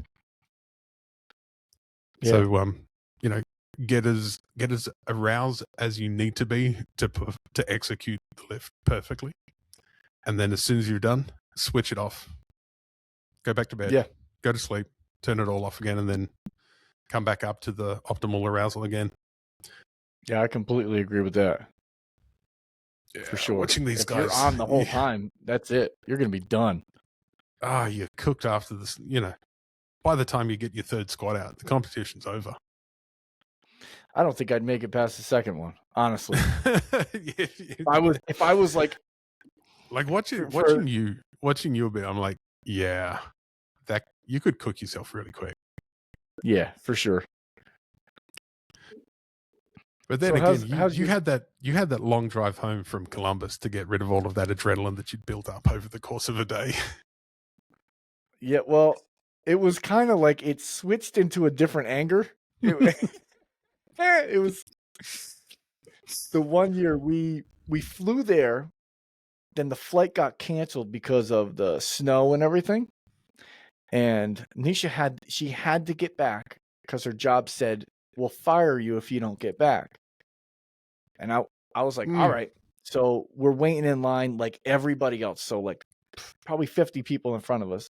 So I was like, I'm not waiting in line anymore. I walk up to the first class or whatever ticket booths, VIP, whatever it is at the airport. I was like, we need to, get our tickets and get money back. Can I rent a car? Of course, all the rich people behind me are like, hey, he cut in front of us. And I'm like, shut up. I got to go. And so we got our money back. I rented a Nissan Altima, never drove it. Nice car. Mm-hmm. You would never guess how fast this damn car goes. It starts snowing as we're leaving Columbus, and I'm just going like 90 miles an hour for most of the way home. Probably shouldn't be saying this, but we're going like 90 miles an hour for most of the way home. And I'm just angry at her job for saying that. I'm like, you motherfucker. And I'm flying, and the snow's like behind us, and I'm like beating the storm. And on the what the hell is it? The thing that's telling you how fast or how long it's going to take for you to get home. It's like, you'll be home in 10 hours. And then a little bit longer, it's like, you'll be home in 9 hours. You'll be home. And it's like, because of how fast I'm going, I got home in 7 hours and 58 minutes instead of 10 hours. Gosh. I absolutely just blew by everybody. She's like, you want to take a break? I'll drive. I'm like, shut up. No! And I'm flying. We got home.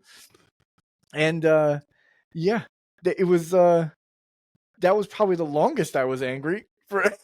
So yeah, don't do that on me. But while you're driving, definitely keeps you awake. Oh boy, was that 2015? No, it was either 2014 or no, 2016 was the bench only. So it was probably 2014. 2014. I was 2012, 2014, 2016. I went every other year. Yeah, there was one of the. Yeah, I think I know it was 2014, that blizzard year, wasn't it? I remember I had a buddy from Australia come with me, and he'd been telling me. We took a picture. Me, you, Brady, all the other. Yeah, yeah. So my buddy came with me, and he's so laid back, like really laid back, far too casual for my liking a lot of the time. And so he told me for a few months, yeah, I'm coming with you. I'm like, okay, you need to book soon. You need to get shit sorted out. And then I didn't hear back from him. And I remember I was at home getting ready, packing my suitcase, ready to go to the airport. And I get a call from him going, hey, I'm coming with you. And I'm going, like, what do you mean you're coming with? Like, my flight leaves in a few hours. He goes, yeah, I got tickets on all the same flights as you. I'm like, oh, good idea. So where are you now? And he goes, I'm collecting my passport. What do you mean? What do you mean? This is a last minute guy. I said, man, I don't know what to tell you, but my hotel has been sponsored, and I'm already sharing a room with a guy. We've got no room for you. I don't know what you're going to do about a hotel. He goes, oh, I'll just book one when I get there. I said, dude, it's Columbus Arnold weekend. Like, people booked in August. It sold out in August. This is March. This is the first week in March. You're not getting accommodation. And he goes, oh, we'll see what happens. And so we flew into Chicago, spent a couple of days in Chicago, drove down with our other friend. And we had to go we came down through Cincinnati to see another friend. And as we're driving up, we start finding out all these flights got cancelled. Like, so many people unable to land in Columbus. And so he literally gets to the first Holiday Inn Express he sees. And he goes, I'll just ask them. Walks in and goes, do you have any rooms? And they go, well, half the hotel just got cancelled because of the blizzard. So, yeah, come on in. Dude, what a lucky bastard. Right. This is the this guy, man. He's famous for it. He does it with everything. And it never turns out bad. I'm like, I don't know how you do that. I could never do that. But so that's how I remember how bad those storms were that year. I almost couldn't get a hotel, and I booked it 3 months before? Mm-hmm. It was insane. And I was probably 2 miles away from the venue. Were you out of the Spring Hill Suites? One year I actually got I think I got the for the actual meet one. Mm-hmm. Beautiful hotel room. But then a couple years, the first year I got some, man, it was a horrible, horrible motel. And the door didn't close to the outside. Gosh. If the wind blew, it just kind of shook and opened. There was blood on the ceiling. Oh, you were at a murder motel. It was straight up. The tub was filled with water. It would not drain. It was, dude. Wow, dude. It's like something out of a comedy horror movie. The floor was brown, but you could tell it used to be red. It wasn't meant to be brown, though, was it? No, it was, and it was a carpet, but it was as hard as concrete. The second day we were there, 4 or 5 cop cars show up and they arrest this dude in the parking lot. It was total mayhem that year, and we all just start laughing because we're like, I can't believe this is happening. And this is the only damn room. I start calling up other hotels. I'm like, please tell me you got a room. I don't care how much it is. I'll pay for it.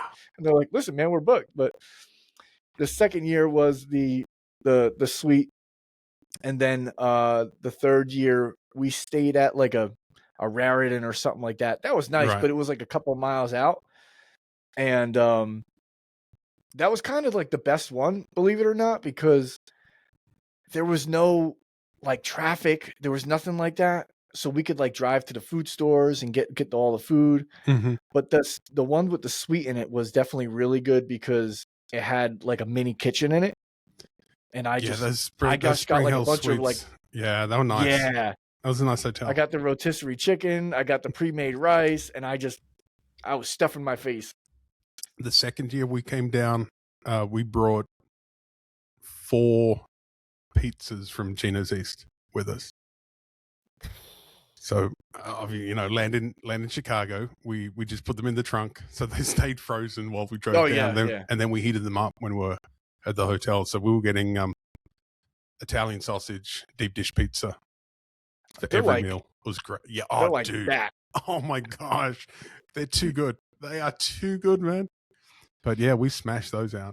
And then after that, I stayed at the Hyatt or the Hilton every year because I had a really nice sponsor that Europa gave them tickets for the, they had a, what do you call it? A stall in the expo. Yeah. He had a big supplement company, so he used to look after me, and that was the best. Just being able to catch the elevator down and walk down the stairs to the meet on meet day. That's awesome. Do you remember the name? It felt like such a high roller.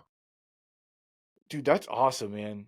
I had a couple little sponsors at the time, but they weren't they weren't pitching in or nothing.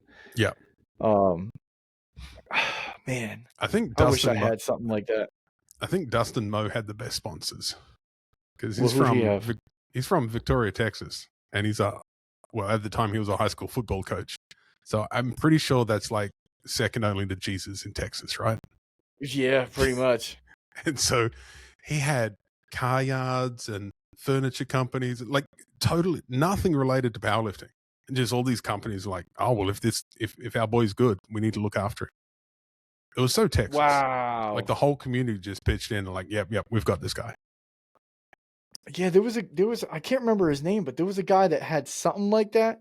There was like a random pizza shop that like sponsored him and like actually gave him like decent amount of money. I was like, how the hell did you get that sponsor? Like, you don't just get like free pizza once in a while? He's like, no, man, they give me like a couple $100 a month. And I was like, what the hell? What pizza shop is this? And I was better than him. I'm like, I'm about to go steal this guy's sponsor, right? He was like, you ain't taking my sponsor. So yeah, that was pretty cool. I had an electrical company, the local McDonald's, a construction company. No shit. 2 cafes, a printing company. They made the t-shirts. Who else was a sponsor? And a glazier, a glass company. Now, what did you do? Did you like just have them sponsor you for that one meet, or was it like a monthly they sponsored thing? me. They sponsored me for years. So the way it worked was because of my role in the community. I was well known as being somebody that supported a lot of community action. And these guys, I used to ride mountain bikes with a few of these guys, and they asked me one night, Nathan, you seem to be enjoying powerlifting. You've just done your first comp. You're pretty good at this. Are you likely to, if you're actually good at this, are you likely to leave town in order to go to more comps? And I said, well, yeah, maybe, because it's pretty expensive to fly out of the Northwest. And I was 1,000 miles from the nearest capital city. I was like remote. So a bunch of local business all banded together and they said, well, if we look after you, if we pay for this and send you to comps, pay for your airfare, look after you, you're going to stick around? I go, well, sure. So because being a chaplain, it's working for the church, it's a very poorly paid position. So it wasn't like I could finance this myself. So it was because of the contribution I made to the community, local businesses sponsored my powerlifting. Had nothing to do with me being good as a powerlifter. That's pretty cool, though. It's very different. Where I grew up and where I came from, it was, you had to really, really, like, what are you offering them? Yeah. And there's nothing I can offer you. Like that's why I would always go after like supplement companies and stuff like that. Cause it's like, okay, I write articles and I can write articles for your company and I can do this and I can do that. I can show up at events and I can, run the booth and stuff like that. But if it was like a local electric company or something like that, it was never going to work because they were like, well, what the hell? Like I was saying, they don't even know about powerlifting. They don't care. And if I was going to get a sponsorship from, say, somebody that I know that owns a company, they would expect me to wear the shirt on the platform. And we both know that's not going to work. Yeah, it doesn't happen. So that's cool. That's pretty cool, though, that worked out for you like that. Yeah, like all of the companies that sponsored me, I had normally a direct personal connection to it. And quite often it was because they either had a high school age student or were connected to someone with a high school age student that had benefited from me doing the work that I did. I also helped establish a bunch of youth projects in the area, a bunch of community projects over the time we lived up there. So it wasn't like I was just asking for something, or actually I didn't even ask for sponsors. They offered, and it wasn't like I was going, this is all about me. I just selfishly doing it. It ended up being a big part of what I did in the high school was, coming back and all these young guys that just thought it was hilarious that I was the national champion and I was from this really weird small mining town in the middle of nowhere. And so it worked well for everyone, but it was about building a community. And so for me now with what we're doing I'll segue into, I'll tell you a bit about what we're doing with parabenching now, is the same deal. And it kind of speaks to this question of who is powerlifting for? And I think powerlifting is for the weird kids that just don't fit anywhere else. And so the group of weird kids that I've been working with recently are all parabenchers, so amputees mostly, 2 CP, so cerebral palsy, and then a bunch of athletes with spina bifida who are full-time in wheelchairs. Okay.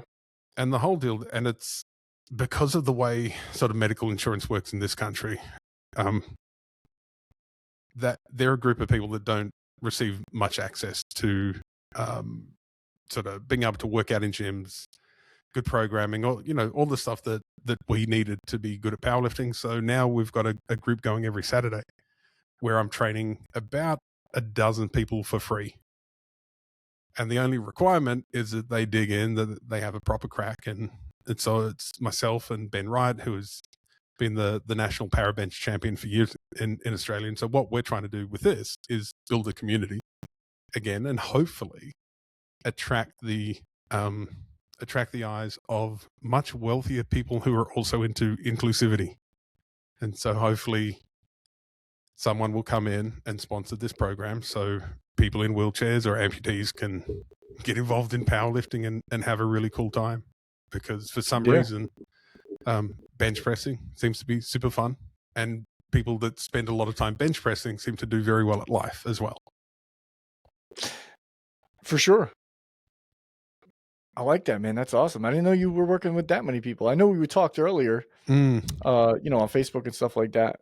I knew you had a couple people, but a dozen people, man, that's pretty cool. And that's just going to grow from there. Yeah, so the team's growing. There's only a few of the guys that are really interested in doing powerlifting to be good at it. And so they've got nationals and international comps that they care about. But the rest of the group, they're never, like, maybe they'll do a nationals one day. But so their focus is doing local meets, training together, having an awesome time, and just celebrating getting strong together. So it's got nothing to do with being good. Or we're trying to get rid of that requirement that you actually have to be good at something to join a community. And we're just going, oh no, you just need to rock up. Be willing to load a bar every now and then. And that everyone that turns up must lay down on the bench at some point during the session. That's it. Yeah, I mean, eventually, that's either going to, the people they train with and when they compete, the ones that do compete, it's either going to inspire them to compete, or it's going to inspire the people that they know to come in and that are like them. Right. Yep. That may have a different disorder or a different injury, a different something, right? To go, hey, I saw what you were doing. You were training. Do you have a spot for me? Yeah. Now all of a sudden it goes from 12 people to 14 to 16, and it becomes this big thing that you're growing. And that's pretty cool, man. And that's what we're, over the next sort of 5 years, I want to have a few of these locations around the city. We've got and it's just out of a gym. So, well, the one that we're working at the moment is we've been given free rent from an allied health professional. So they call it Integrated Health Solutions. Big company, like it's run by a former Paralympic cyclist and downhill skier. So it's amputee. So he's got a above knee replacement on one leg. Awesome guy. Heard about what Ben and I were trying to start and got in touch with us and said, hey, well, I've got room for you. So every Saturday morning, he just gives us this amazing space, free of charge. Says, invite people in, teach them how to bench. And so that's what we've been doing. So he's already got pretty good equipment. Yeah, so we got a parabench. He already had a lot of equipment because they do a lot of rehab. They've got physiotherapists, occupational therapists, support workers, social workers, everything that you would need if you've just had a leg or an arm amputated, everything you need to live well and get better. That's what Sam does. That's what integrated health is. And so we operate out of his premises. So we're just, we're trying to find people that are into building community. And, I think if enough good people just stick their hand up, then we can have really great programs like this. So we've got this one. There's another venue, right? There's another venue. Hopefully we're going to open up within the next 12 months. who have also offered free rent, free space, which means I don't have to charge people. It means I can volunteer my time to work with people, and I'm not putting my hand out at the end of it. I'm not trying to run their credit card down. They're not trying to have to find medical insurance or government insurance to finance what they're doing. Because the end goal of lifting weights, you and I know, is you become incredibly self-reliant. Right. And which is very important for this group of people. Mm-hmm. For sure. Especially people that are recently like this. People that are born a certain way. They've learned neurologically how to adapt to this and stuff like that certain ways. But if this is a recent injury, something that has happened to you, psychologically, everything, this is a great thing that you're doing, and that's pretty cool, man. Thanks, man. It's yeah, this is where I think most of the energy is these days for me in terms of powerlifting. I remember having a really good conversation with Brock Hayward from Canada when I was over in Texas a couple of years ago, trying to come back into mainstream powerlifting. And I said to Brock, I don't really know where my place is. Like, what does powerlifting have left for me? You know, this idea that we often talk about, where is the spot for someone that's been around for 20 or 30 years like we have? That we didn't really quite hit the top, but we did well. But like, what has powerlifting got left for us? Like, where do we fit? Where do we belong? And my opinion is that we both still well and truly belong in powerlifting, that you don't need to be good to belong to the powerlifting community. The powerlifting community is way more than the elite top 1% that are setting records. Powerlifting is way more than Sheffield. It's way more than social media. Following that thread is what's kind of led me to want to work with disabled athletes or anybody that just doesn't feel comfortable in gyms. Like any of those groups that traditionally, if you walked into a gym, you would just feel really uncomfortable and go, I don't like being here. This doesn't seem for me. We want to attract those people. So whatever fringe group you're from, we're for you. And I think powerlifting is for those people. It always has been. We've always attracted weirdos and strange kids, and then they become some of the best of all time, right? Yeah, man. What do you think Mike Teixeira would be doing if he didn't start playing with RPEs all those years ago? He'd be doing something. He'd probably be creating some kind of new fighter jet or something. Right? Like, we've always had these very interesting minds come into powerlifting. And I think if we can continue to cultivate the ground so that all of these very diverse, creative, sometimes strange people have a place to land. I don't know, man. That sounded like a really good commercial that you just need to cut that part and then we'll shoot it out everywhere so that everybody can hear that. Like, oh my God, this guy's doing what? This is what we do. So maybe, maybe I'll cut that up and I'll put it on social media over the next couple of weeks. That'll be the advertising. Hell yeah, man. That's what we're trying to do. Dude, that's perfect. What more could you ask for as somebody that's reaching out into the void for answers?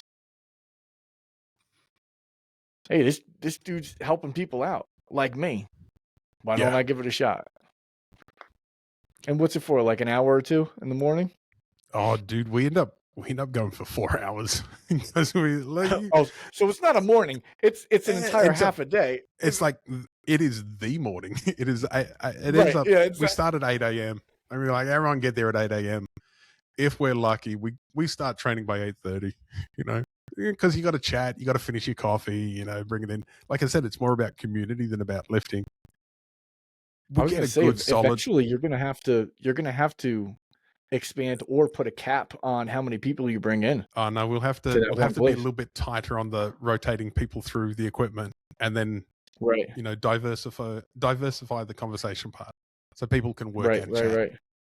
Because I would never want to get rid of those conversations, because those conversations, particularly towards the end of training and after training, is when you hear the conversations tend to go to, Oh yeah, like I've been having this issue with my stump, and I don't really know how to get my wheelchair in and out of a car. How do you guys do it? Like that was one. Right. Like a lady, Right. having somebody turn up a recent amputee, and their prosthetic is getting changed all the time, and so they were going to be using a wheelchair to transfer in and out of the car for the first time, and they're like, "Well, how the fuck do you even do that?" I'm like, "I don't know." So we got a WhatsApp group chat for that kind of thing. She puts her question in there, and straight away, 7 people answer.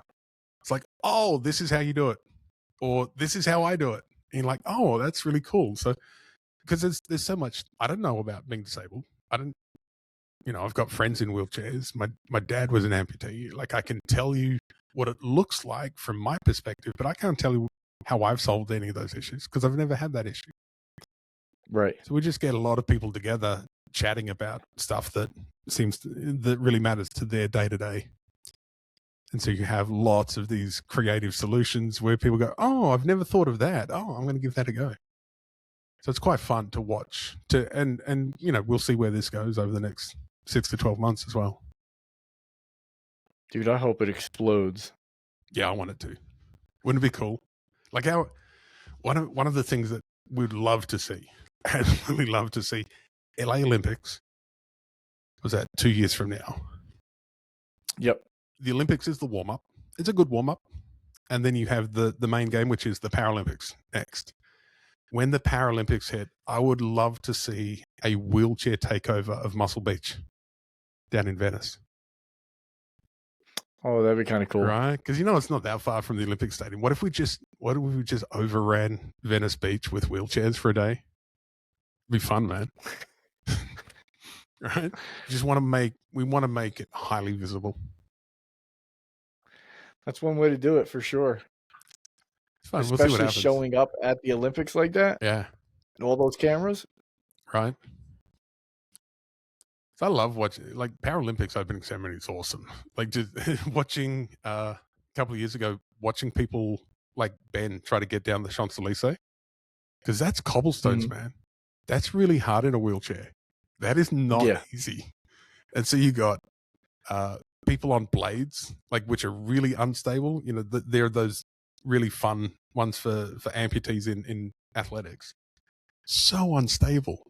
And they're all just kind of cruising down the Champs-Elysees on whatever they've got. I'm thinking, how are these people not crashing right now? So put them on good Californian roads, walking into the stadium. It'd be fun to watch. Not San Francisco, though. It's LA. What's that? Is that the place with all the crazy hills? San Francisco? Yeah, what's that? Lombard Street.